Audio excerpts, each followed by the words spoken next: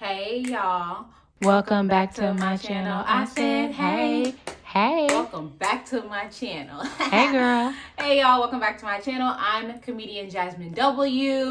Thank you for clicking on this video. If you have seen my videos before and you're watching them again and you haven't subscribed, what are you doing and why are you doing it? Why? Okay, go ahead and subscribe to my channel. Everyone who has subscribed thus far, I'm at over 4,300 subscribers, and I just want to say I appreciate each and every one of you. Yes. I also want to say, if you're not following me on Instagram, babe, what are you doing and why are you doing it? Okay, go ahead and follow me. I must let you guys know that I have a podcast called Colored Couch Conversations, where I sit down with women of color every week. I had one of my good friends, comedian, very hilarious comedian, her name is Jazmyn Eves, on, and we talked about her love for Viola Davis and Kevin Hart's new special and everything else. So please click the link below and check it out. I got me a peach margarita I made, honey. All it is some tequila, okay? Some lime juice, some Simply Lime, and some Simply Peach.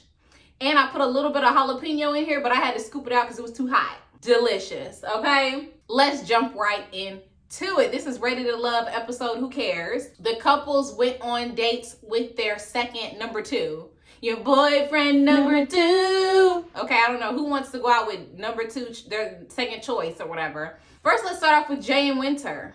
Jay and Winter were together and they were having a conversation about who they choose and who they like or whatever. Jay told Winter to her face that his first choice is Joy, and then said, how do you feel about that? What, does it matter how I feel? Oh my gosh, I gotta be honest with y'all. Jay has been my favorite guy on the show throughout this whole process, but the more the show goes on, the longer the season gets, the more he's starting to get on my nerves, and I know he's starting to get on y'all nerves too, okay? Jay asking a woman how she feels about not being your first choice is one of the dumbest questions I think I've ever heard in my entire life, hun. That's just like my boss asking me, you're not getting the raise that you want. How do you feel about that? Not pleased. At all. Not pleased at all, sir. I don't understand what you're talking about. Like, why would you ask Winter how she feels about that? Obviously, she's not going to feel good about that. I thought you had some better emotional intelligence than that. Or do you just want to hear Winter cry about the fact that she's not your first pick, babe, because we're not doing it?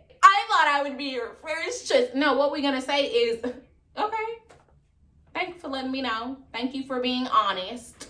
And keep it moving. After that, Jay had the nerve to say, you know, I'm just trying to be careful with your heart. First of all, you can't be careful with something that you don't have, number one. How you gonna say, actually, you're my second best, but I'm trying to be careful with your heart? You sound dumb. You sound stupid, Jay. It's the lack of awareness for me. It's the low emotional intelligence for me. It's the narcissism for me, because it kind of feels like Jay's completely wrapped up in himself and he can't get in tune with how Winter feels, which lets me know that he lacks empathy a little bit. Because have you never been second choice? I know you've been second choice for sports because you're this tall, babe. Oh, no, she didn't. Child, I wrote down Jay has baby hands. Girl. Let's just get right into the shade, honey. Jay has baby hands. When he was wiping his hands like this, his hands didn't even look like mine. I know I have big, long hands and luxurious long fingers, honey. Many old white women have said, do you play the piano? No, I don't play no piano. My fingers just long, okay? Jay had baby hands, honey. He had Trump hands. Girl, not Trump. Girl, When Jay was on the date with Winter outside, babe, he looked like I could just pick him up and just put him right here in my cleavage. That's how little he is. Just bloop. If he getting on your nerves, Winter, just pop him up. Winter got way more cleavage than I got, babe. Pop him up, put him right in, shut him right up, honey. Suffocate him, Winter. Okay? Because period. Winter, on her second date with Jay, oh my, why he chose to hang out with her and why she said yes again, I'm really confused about it. Because after you told me that I wasn't your first choice, I would not have gone out with him again. So you told me I wasn't your first choice, and then you took me on a second choice date.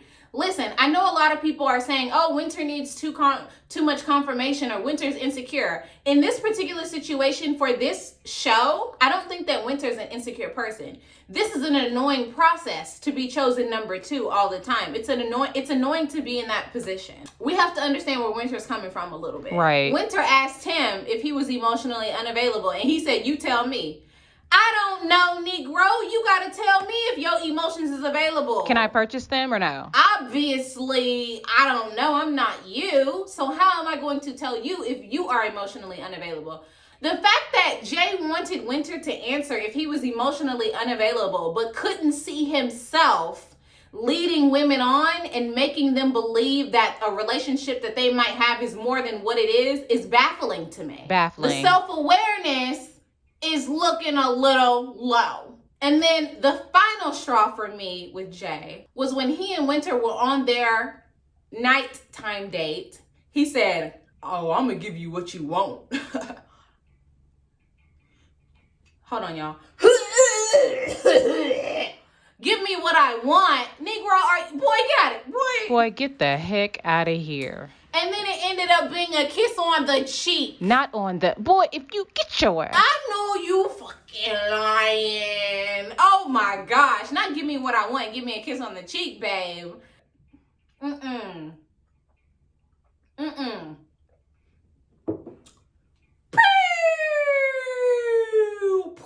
To the ground, honey. Disgusting.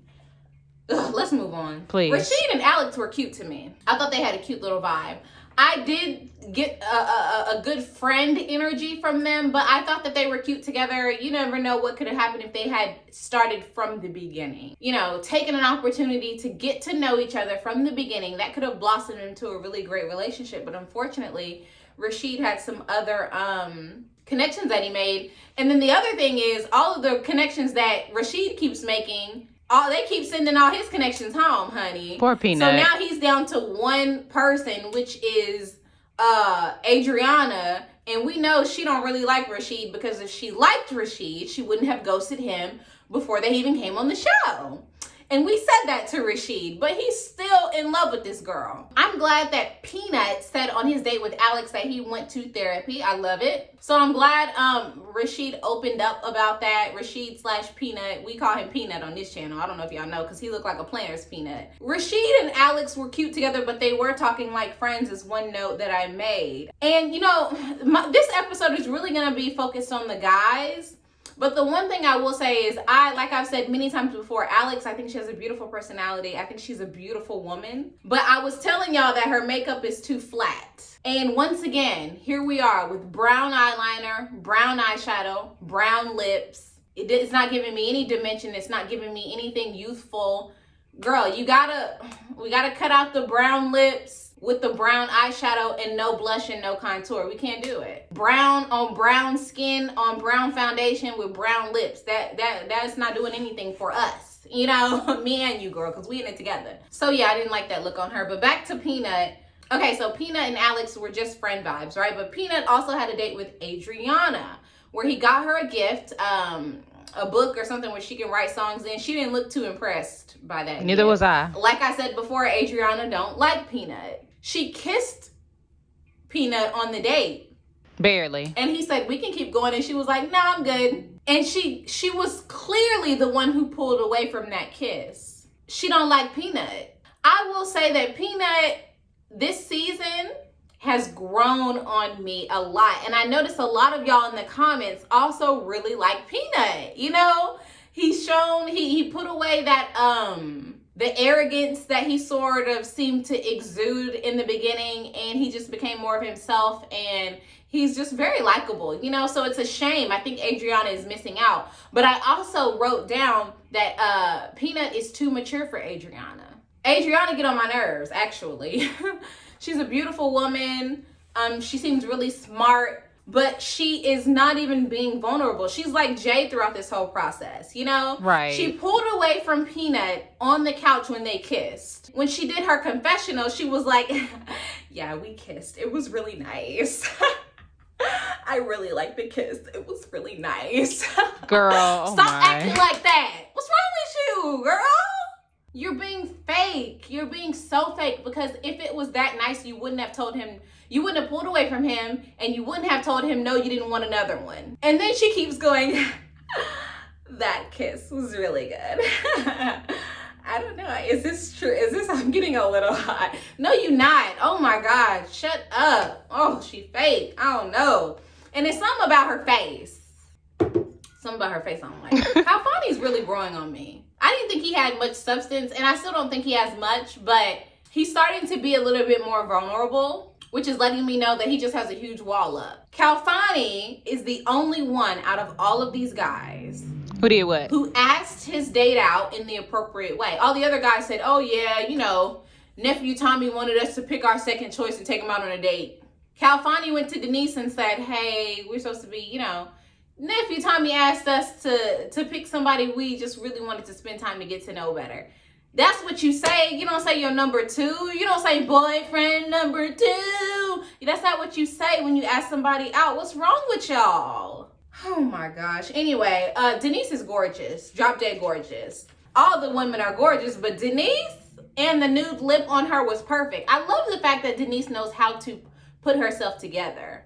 Makeup on point, style, hair, everything is just always cute. And I appreciate that about Denise. And the other thing I said about Denise, and I actually wrote down, is body yada yada yada yada yada yada yada yada yada yada yada yada. Okay, she has body. Is my light a little bit low? I feel like my light's a little bit low. Can I turn it up? Oh okay, my God. That's a little bit better. She didn't ruin the video, y'all. I'm sorry. She ruined it. So yeah, anyway, Kalfani gave Denise a nice little body massage, and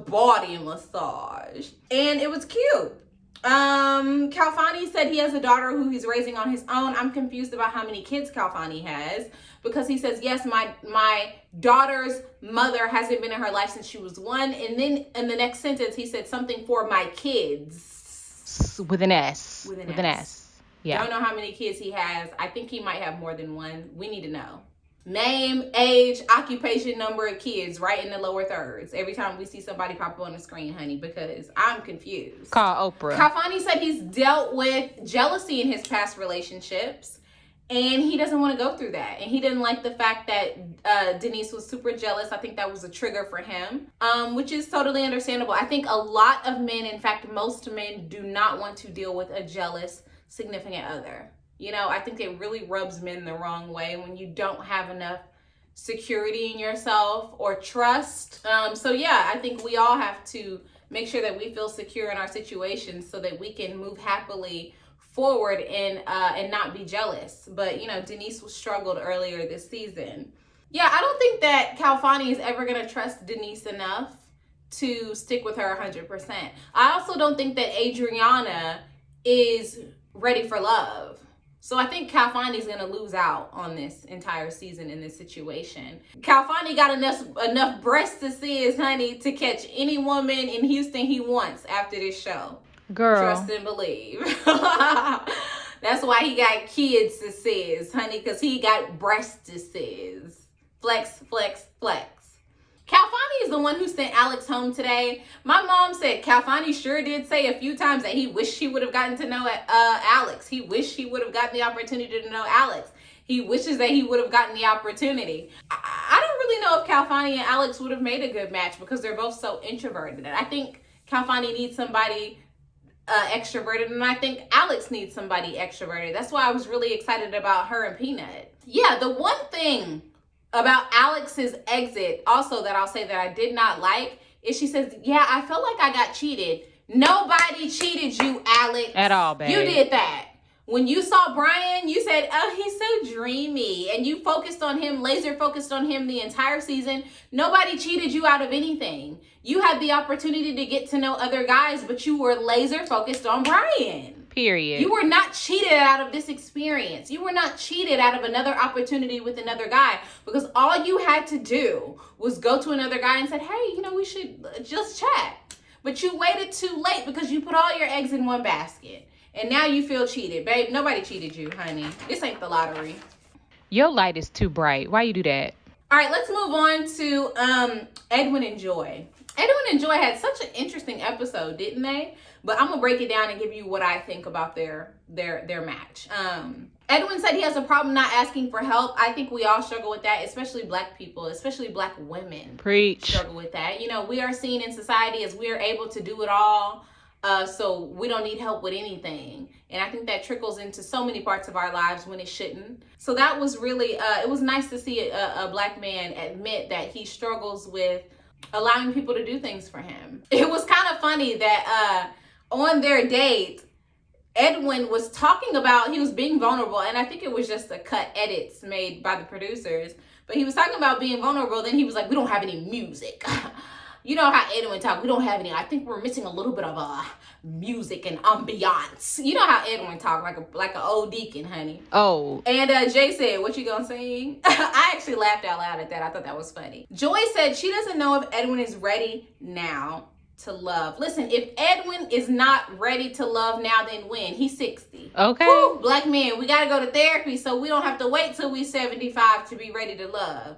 I'm tired of black men waiting until they 80 to settle down. You gotta settle down earlier than that. Luther. Build your family together as a unit. Build your tribe, your community. Calvin. Stop waiting until you 60 with 6 kids to settle down. Frank.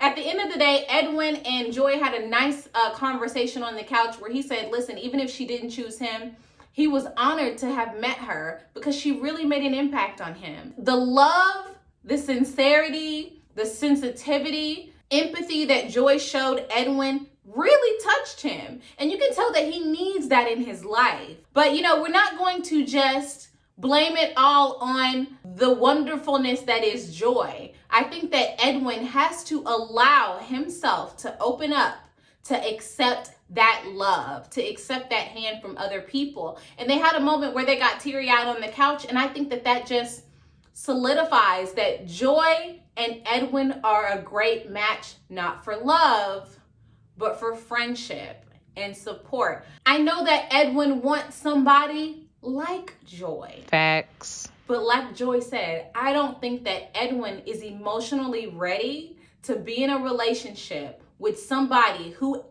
is as emotionally developed as Joy. And I think that's why he cried on the couch. I think that Edwin realized how valuable it is to have a woman like Joy in his life and understands that this opportunity for love is right in front of him. But the fact that he is not emotionally ready for it, ooh, that's deep, hurt him. That's me being a psychologist. Jazz, what's up?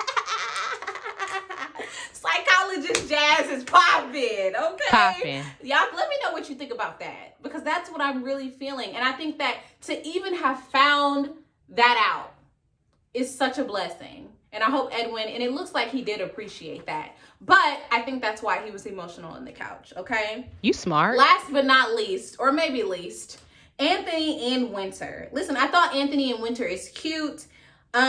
Winter asked Anthony if he's ever been in love, and he said no, he's never been in love. And she said, why do you think that you've not allowed yourself to love, which is the right question. Listen, I told my mama Anthony is a meathead. Whoop. He put football before everything, honey. Football before his entire life, and now that that's over, he's like a Negro out of jail, honey. He don't even know where to start. Not out of jail. First of all, the one thing I will say very quickly is we have to start teaching our young black men to value things other than sports. That stuff don't last forever.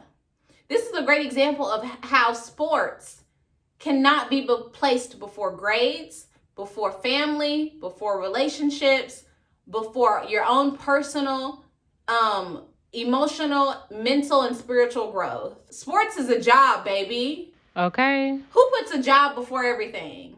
I think Anthony really likes Winter, and it was proven because in nephew Tommy's nap time room, honey, he said that Winter was his number one choice. Slid right above Denise this episode. So yeah, I do not think that Winter is going to be into Anthony the way that he's into her, because Anthony don't know how to keep a conversation going. Boring. No shade, but shade. Finally, Anthony and Denise had a conversation where he told her the feedback from the guys. And y'all know what? Black people are so funny. Black people are hilarious. We funny. Because Anthony and Denise, them sips of wine they were drinking, that was cracking me up. I'm sorry. I thought that was really funny and cute. The looks and the sips between them two was really cute. And they probably would make a little cute couple because Anthony don't have a personality and Denise has enough personality for two people. So I think that they would make a better match than he and Winter. Because Winter was only worried about Anthony's thick thighs anyway, honey. She was like, he thick. That's a thick boy.